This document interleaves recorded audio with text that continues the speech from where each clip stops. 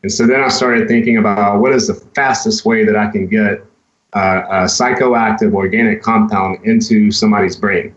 Well, obviously, it's smoking it.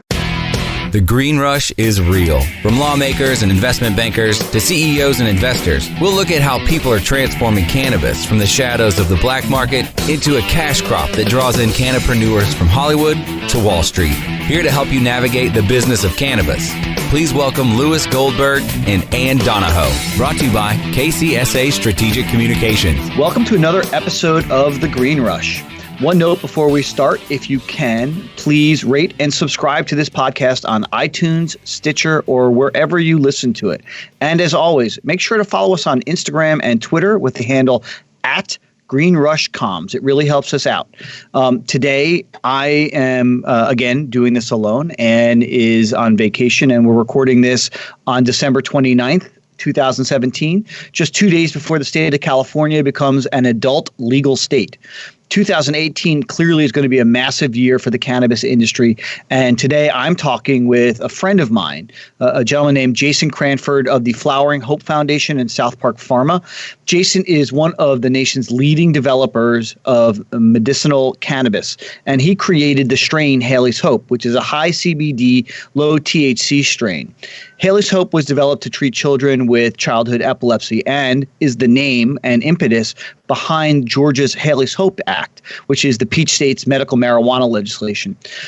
Jason and I met a few years ago when we were both working on a bid to secure a medical cannabis license in New York State. And while sadly we did not win that bid, he and I have become friends, and he really is the reason why I have become such a passionate advocate for cannabis legislation and proper regulation, and understanding that this is really a real medicine. So, Jason, thank you for taking the time to talk with me today. I think that the people who are listening are really going to appreciate a lot of what you have to say. Thanks for having me, Louis. So how and why did you create Haleigh H.O.P.E? I created Haleigh H.O.P.E because I saw a shortage in the market where there were children all over the country that were trying to access this safe alternative to pharmaceutical drugs. There was a waiting list being formed to the very few manufacturers that were around. And I started working on lowering the THC in a current strain that I had that I named Cannatol. I was able to lower the THC below 0.3% THC. And I met a little girl in Georgia named Haley Cox through a lawmaker named House Rep Alan Peake. And I did some research. I looked at a lot of Raphael Meshulam's research in Israel, and I thought that I could help this little girl, so I reached out to her family. And can you tell people who Raphael Meshulam is? Because maybe some people don't know who he is. Professor Meshulam has been dubbed the godfather of cannabis research. He isolated and identified THC and CBD. He's done a lot of extensive research at Hebrew School of Medicine. He's done a research study on the entourage effect. He's done studies showing how THC acts as a proconvulsant in mice with epilepsy. So he's just one of my mentors and one of the people in the world that I've learned the most from. So you met this girl, Haley Cox, in Georgia, and then what happened? So I met her mom, Janaea, in Georgia. Haley was in the hospital when I met Janaea. She was in PICU. She had stopped breathing, and she was in very bad shape. And she had basically expired all pharmaceutical drugs, all anti-epileptic drugs. So she was on her last hope. So we arranged to have her flown out from Georgia to Colorado on a private jet. And I met them the following day. I took them to the doctor's offices here, got them registered with the proper paperwork to make it legal. And I got her mother the cannabis oil within, I think, 48 hours of them getting here. And she started Haley on it, and there was just amazing results. Over the next couple of weeks, her seizures went from hundreds a day to 15 to 10. And then as time went on, she started having seizure-free days. So, Georgia is considered a very conservative state. Talk about the process of getting the Haleigh H.O.P.E Act drafted and passed and the impact it's had there and across the country. So I'm from Georgia. So I was really connected to this. I wanted to play a part in it. I wanted to work with the state to craft responsible legislation that would allow safe access while curbing any black market attempts. We tried to get a bill passed that would allow for cultivation and distribution in Georgia, but Georgia is a very conservative state. You know, it's one of the Bible Belt states. So we had a lot of opposition in the Senate. The House of Representatives, it was a landslide vote. They all supported it. The Senate does not support it. The governor does not support it. They don't want to hurt their people by saying they can't use it, but they just don't want to deal with the regulations of having to control a licensed model. So they blocked us years in a row. We've been trying this since 2014. So 14, 15, 16, 17, going into 18. This is our fifth round in this fight. So and currently they only allow for possession, no manufacturing or distribution. So there are parents who are in Georgia who have kids with childhood epilepsy who want to give their children Haleigh H.O.P.E and can't. How are they getting access to their medicine? And not necessarily from you, but from anybody. So we knew this problem was arising in 2014. So what I did was I went back to the breeding table and I bred the strain to reflect a 0.3 THC percentage or lower. So this qualified as hemp. Partnered with a university to apply for a cultivation license through the Department of Ag. We signed with an IRB to do research. And so we've done everything in our capabilities to be in compliant with state and federal law. The federal law being Section 7606 of the 2014 USDA Farm Bill. So we're able to ship the Haleigh H.O.P.E products now, but a lot of times we run into situations where the cannabinoids derived from hemp aren't potent enough, or there's not enough THC in it to treat certain medical conditions. So Georgia still has a serious issue at hand. We can ship hemp-derived cannabinoids, but we can't ship marijuana-derived cannabinoids, and those seem to help a lot of medical conditions more than hemp-derived cannabinoids. So we still have a fight there. So a lot of people have heard about CBD and they know that THC is the part that gets you high. But for somebody who has epilepsy or multiple sclerosis or any of the other indications or diseases that people are taking high CBD strains for, why is the THC important? I mean, can you explain what the entourage effect is a little bit? Yeah, absolutely. So the best way I can explain it is to think of a race car engine. You might take a couple of parts out of that engine and the engine will still function. It's still going to drive, but it's not going to be performing at its optimal level. You start removing too many parts from that engine and it just doesn't work at all anymore. And we don't really understand the relationship between compounds and plants and how they work, their mechanism of action, because this research has been blocked for almost 100 years now.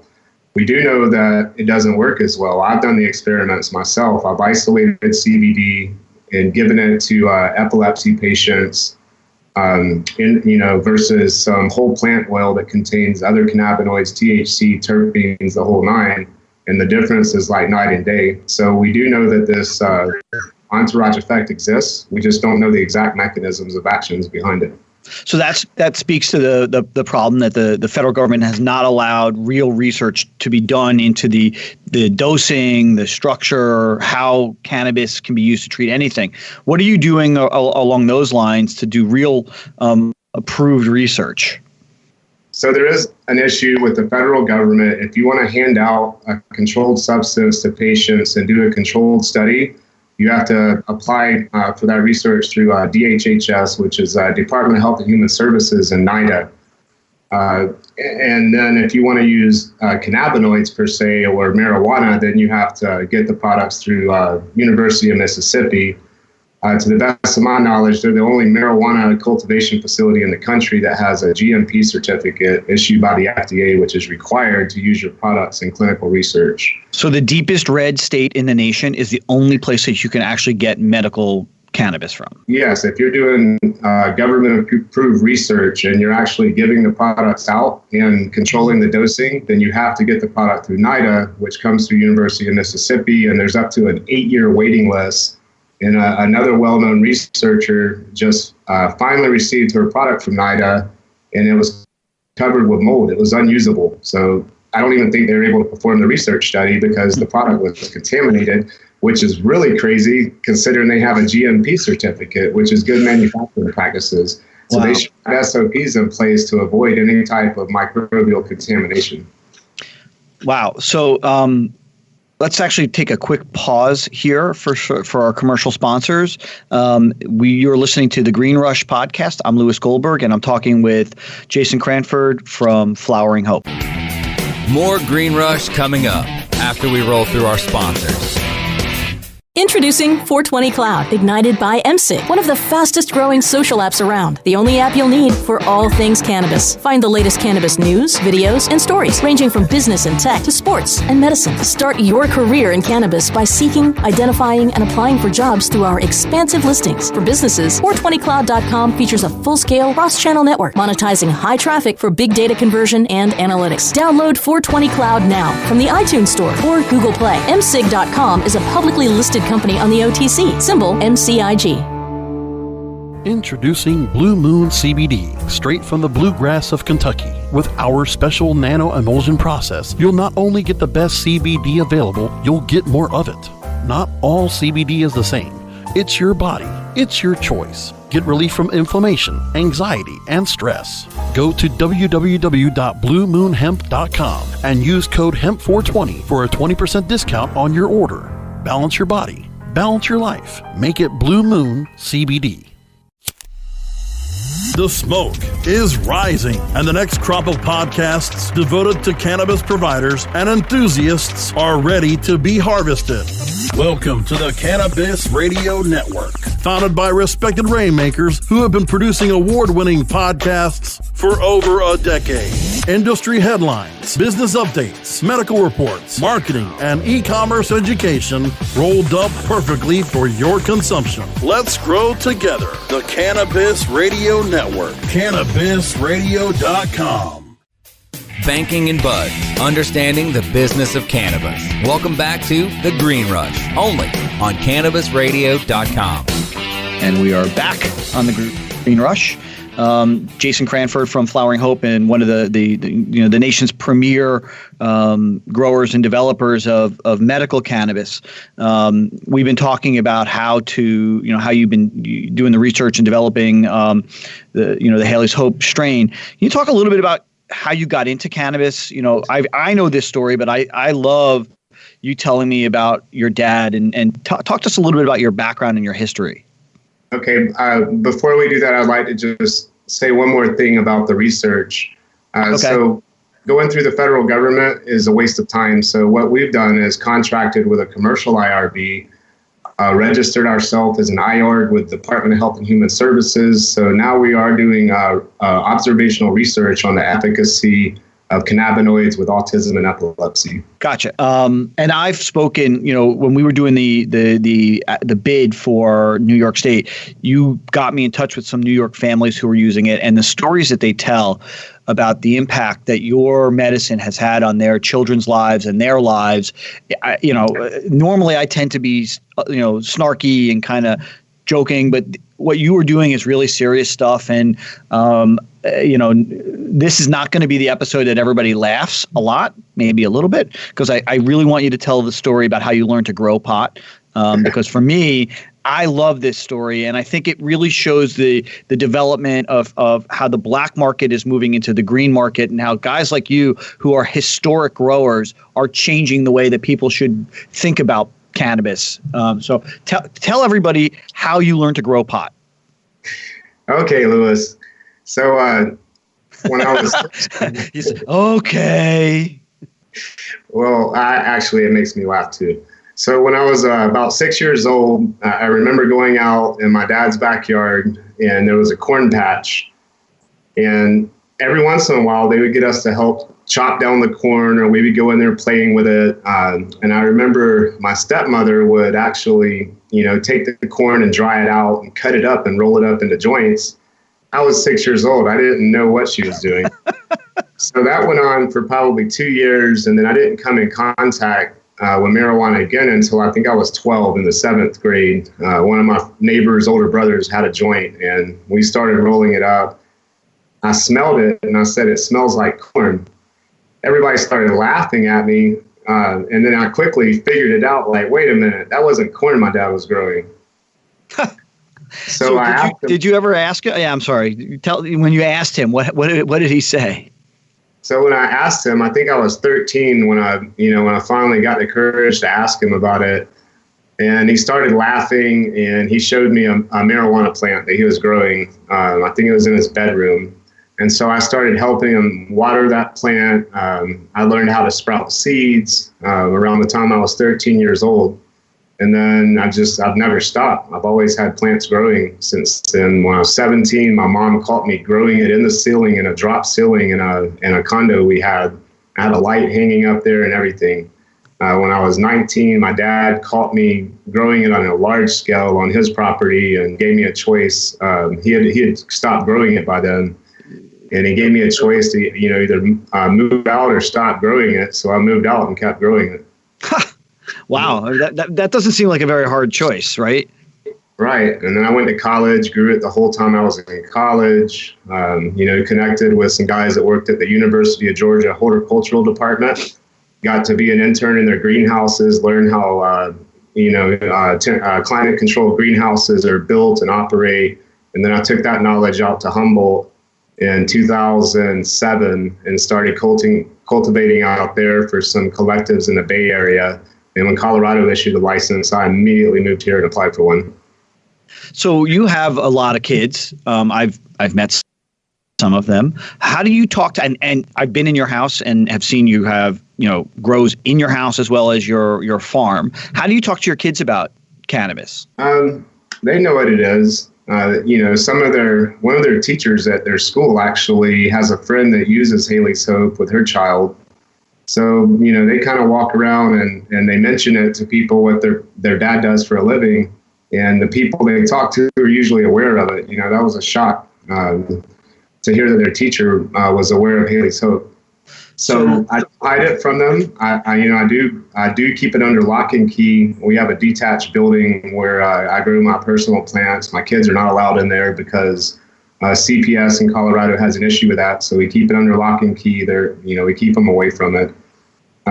We don't blow smoke in our children's face and stuff like that. But I don't hide it in my face. You can definitely blow it in my face. Yeah. Well, I remember that next time I see you. So getting back to some of the more serious stuff, when a child has childhood epilepsy and is suffering from a grand mal seizure, Haley's H.O.P.E is not a rescue medicine, right? I mean, it's something that you have to build up in somebody's bloodstream. What can a parent do when the kid is literally having a seizure and has stopped breathing? I know you are working on something to help that. So clinical research has shown that CBD cannabidiol is a neuroprotectant. It's such a strong neuroprotectant that the U.S. government, Department of Health and Human Services, owns the 6630507 patent, which is cannabinoids as antioxidants and neuroprotectants. So CBD does act as a neuroprotectant. Research done by GW Pharma shows that it reduces seizures, the frequency, the intensity. But in my experience of working with marijuana and hemp-derived CBD, it will not act as a rescue medication. So there was a huge problem with the kids that I was working with where, I could reduce their seizures and I could reduce the intensity, but when they did break through, I couldn't stop them. So it made me go back to the drawing board. And what did you find? What did you figure out? Well, I started looking at pharmaceutical rescue meds such as Diastat, Ativan, Verse. There were several of them. They're mostly benzodiazepine based, which means it's psychoactive. And it's also it's a heavy duty narcotic, right? I mean, benzodiazepine is a serious drug. It's not something you play around with. Yes, it's serious. It stops breathing. Like it'll put these kids in a coma if you give too much. It paralyzes their lungs. Like there's serious side effects to these pharmaceutical drugs. But I wanted to mimic how that worked in the brain. So it made sense to me that something psychoactive would change the way the brain was firing. And so then I started thinking about what is the fastest way that I can get a psychoactive organic compound into somebody's brain. Well, obviously, it's smoking it. So I started playing around with little nebulizers and inhalers with a face mask. But what I quickly realized is that the kids aren't breathing when they're having a grand mal seizure. That's why their lips turn blue. Their lungs are paralyzed. They can't inhale the vapor that you're putting in the mask. So then I started looking at rectal delivery and absorption, and that's really easy to mess up if you don't get it in the right spot, or you can't tell if it's coming out. All right, so here's one. So one slip and you're in deep shit. Yeah, Lewis. Sorry. Yeah, I know you had to. I could, come on, a little bit. So, nasal is the second fastest other than going through your lungs. Going through your lungs, I would say, is the quickest. It has a very high bioavailability rate. Going through the nasal cavity is the second. Since I couldn't go through the lungs, I wanted to go through the nasal. There is you have an olfactory nerve in your nose that actually carries smells from your nasal cavity to your brain, I believe to the cerebellum, where a lot of your motor function happens. So it's the same thing, like particles of stuff are floating around the air, you inhale it, it sticks to your olfactory nerve. Within a nanosecond, that signal is transmitted and you recognize that smell. So the delivery of the cannabinoids and the terpenes are basically the same concept as that. We're coating the olfactory nerve with it, which immediately transmits through the blood-brain barrier. And we developed a nasal spray called Canatol RX Rescue. And it works. I mean, you've shown videos of kids who are having grand mal seizures, and a parent will put a squirt or two of this in their nose, and within 20 to 30 seconds, the seizure has stopped. How are people getting this? How are people able to get your new formulation? So it's anecdotal evidence. You've seen the videos. I've probably done about 30 or 40 videos of this nasal spray working. Obviously, it stops the seizure in about 20 seconds with all the kids, but it's still anecdotal proof. We need clinical research to actually prove that it's the nasal spray that's stopping the seizure, not something else. This is a Schedule 1 controlled Schedule 1 substance. It is included in the CSA. It's THC is the active ingredient in it. I can't ship it over state lines, unfortunately, unless I want to risk federal prosecution, which makes it really hard for me because, I see these kids seizing all over Facebook, and I would like to ship a bottle into the state they're in, and I can't. I could go to jail for a very, very long time for that.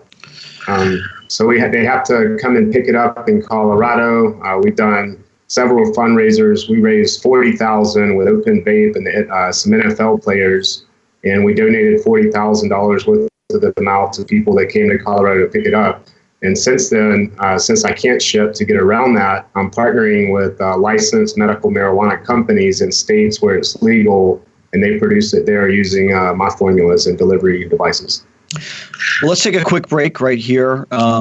You're listening to the Green Rush Podcast. I'm talking with Jason Cranford from Flowering H.O.P.E, and we'll be right back. More Green Rush coming up after we roll through our sponsors. Hi, I'm Montel Williams. Most of you know me as a talk show host, but I'm also an author, actor, single father of 4, avid snowboarder, and I'm also a medical marijuana patient. Living with multiple sclerosis, I'm in pain every day. Medical marijuana is my last resort, and it helps me when all other drugs have failed. If you'd like more information about medical marijuana, you can contact the Marijuana Policy Project at mpp.org or call 1-877-JOIN-MPP. What do master growers, dispensary owners, extraction artists, and infusion chefs all have in common? They'll all be in Denver, Colorado at NCIA Seed the Sales Show, February 7th and 8th. Don't miss a chance to learn alongside 3,000 of the cannabis industry's best and brightest in 3 highly focused tracks about cultivation, infused products and extractions, and business strategies and innovation.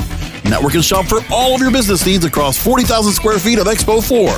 Register before January 29th to save $200. NCIA Seed the Sales Show, seedthesaleshow.com.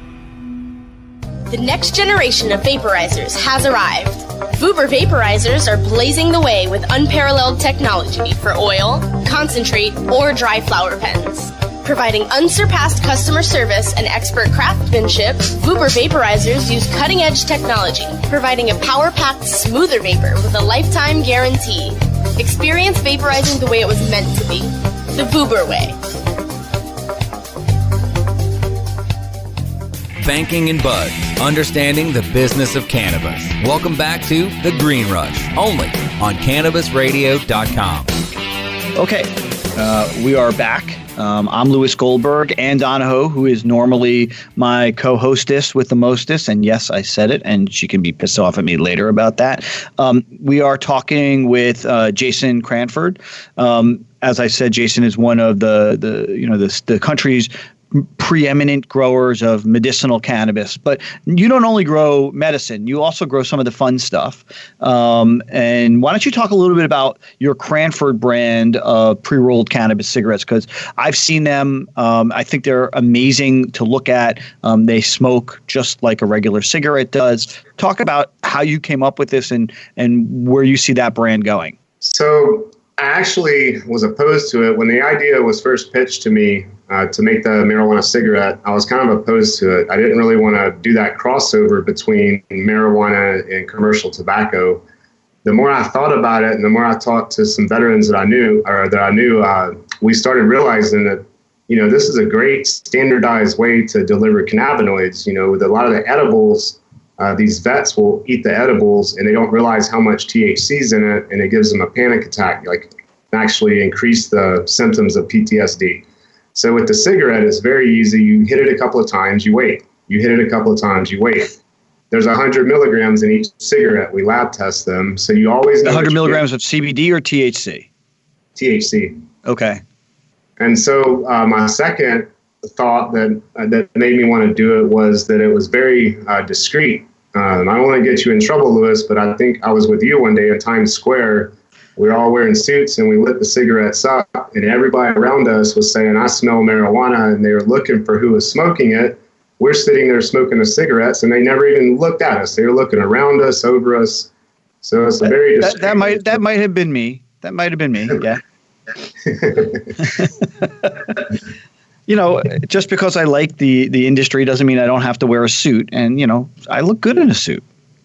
But, I'm such a nerd that I wanted to do a peer-reviewed research study on the actual cigarette.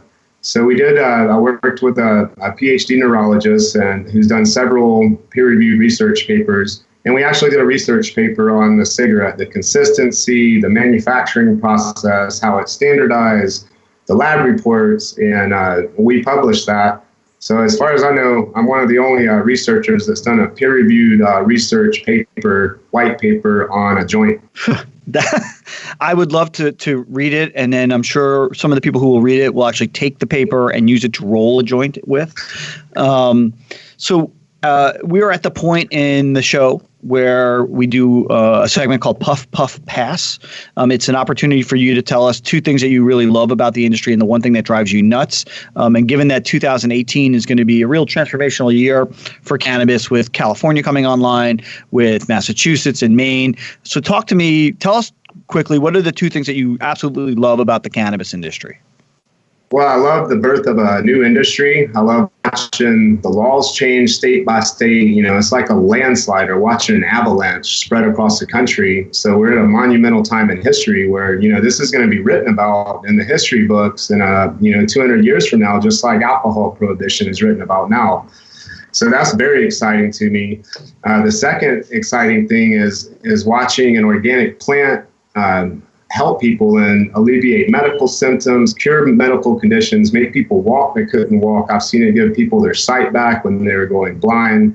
So it's just a miracle plant, and to watch it work on people and see their lives changes is huge to me. That's what keeps me going. And what about the thing that drives you nuts? So what irritates me the most about the industry is the carpetbagger, used car salesman types that have pretty much failed from their other walks of life or occupations and have decided that they want to get into the CBD game.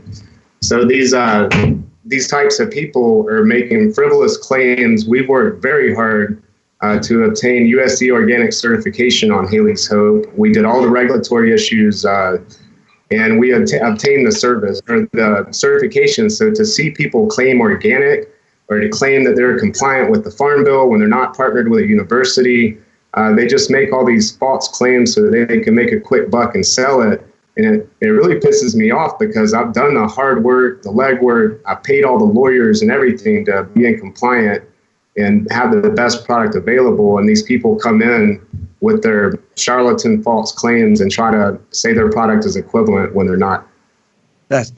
That sucks. And there's a lot of people who are looking at this industry just as the money of it. And you know, we call the podcast The Green Rush because it's all about the intersection of cannabis and money. So speaking of money, I know that you and I have talked over the years about how to raise money and how you're using this money to make your products more accessible. So take a moment to talk about what you're doing in terms of fundraising, whether you're selling stock or planning on going public, and then we'll wrap it up and let everybody go back and prepare for New Year's. So Haleigh H.O.P.E is a family-owned company. It's a private company. I've never sold any. I've never given up any control over it. I've always wanted to keep this company legit, real, and honest. So I've made sure I kept control. The other product, the Cannatol RX for nasal spray for rescue for epileptic status seizures, that product is going to require clinical trials. And I've developed another product called P450 Proxy that was just featured on Vice.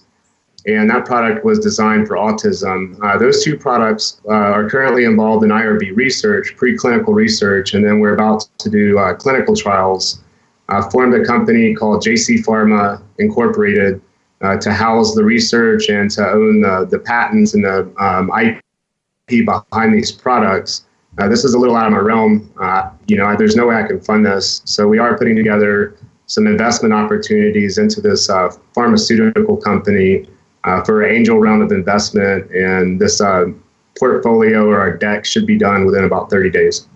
So for anybody listening, if you're actually interested in getting access to that, you can email me or email KCSA at greenrush@kcsa.com. And in a month or so, when Jason's got that deck available, we will be happy to facilitate getting that around.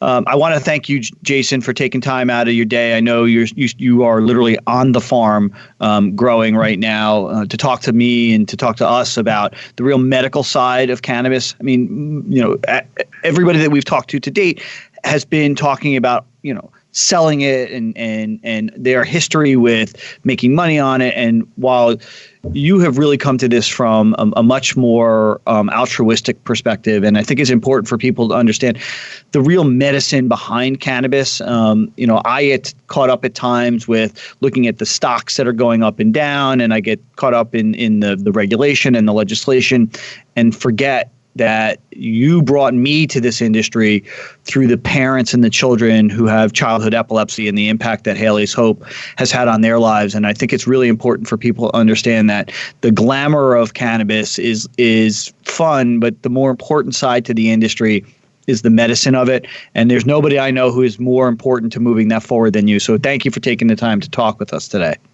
Yeah, this occupation has pretty much grabbed me by the soul, and I can't lose focus.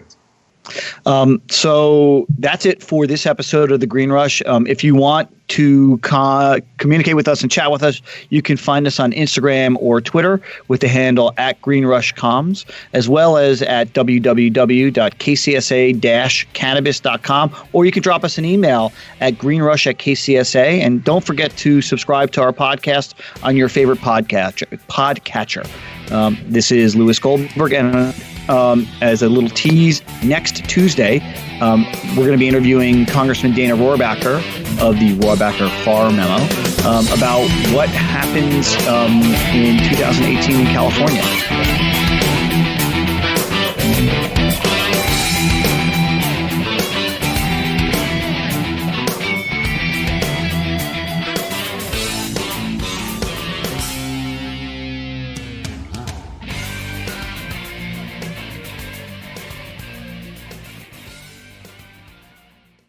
The opinions expressed on this CannabisRadio.com program are those of the guests and hosts and do not necessarily reflect those of the staff and management of CannabisRadio.com. Any rebroadcast or redistribution without proper consent of CannabisRadio.com is prohibited.